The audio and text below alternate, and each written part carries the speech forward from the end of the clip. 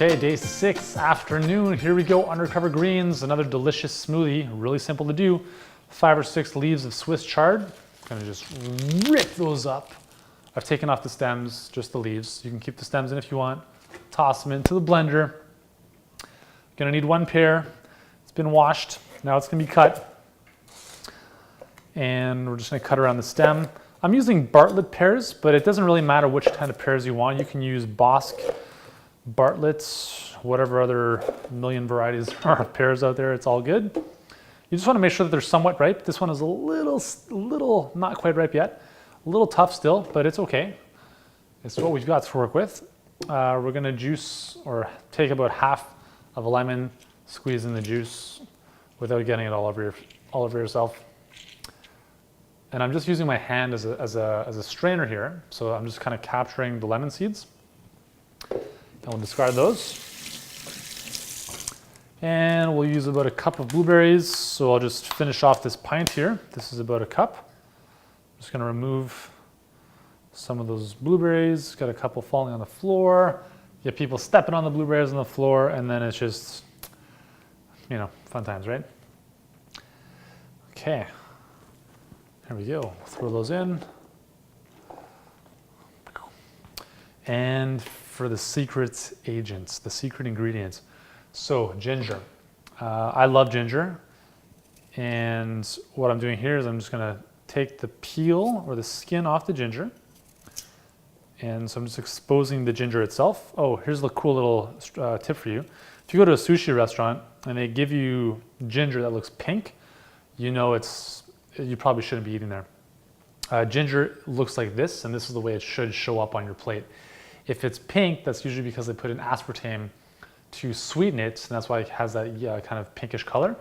And aspartame, as you may or not know, is a neurotoxin. So it kind of leaves you all agitated and stuff and not good. So if a sushi restaurant serves you ginger that looks like this, that's usually a good sign that the sushi will be good as well.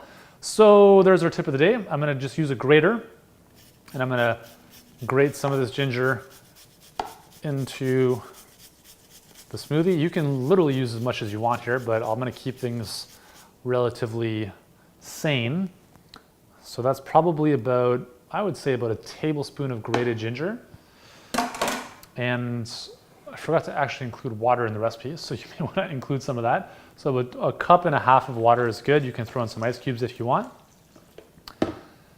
And we'll give it a good blend once it's plugged in. All right, so here we go.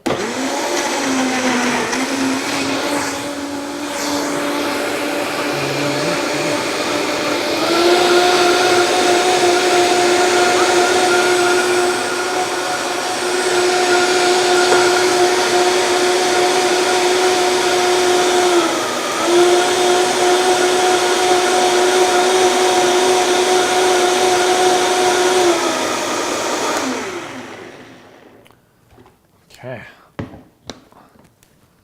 looks good.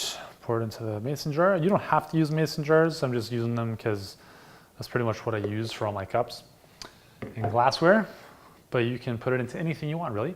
So undercover greens, why do we call it undercover greens? Well, do you see any greens in here? No. If you have kids, this is a really cool kind of under the radar way to get greens into their body, because they're thinking, oh, it's a blueberry smoothie, yay! And I can't taste any greens, awesome. So if you're serving this to kids, you may want to tone down the ginger a little bit, unless they really like spicy stuff. So there we go. A really nice anti-inflammatory undercover greens that tastes awesome, and is a great way to get greens into your body, your kid's body. You can also use spinach if you want, if you don't have Swiss chard for this one. And there we go. Enjoy, and I will see you tomorrow for the halfway mark of our 14-day smoothie challenge. Have a great night.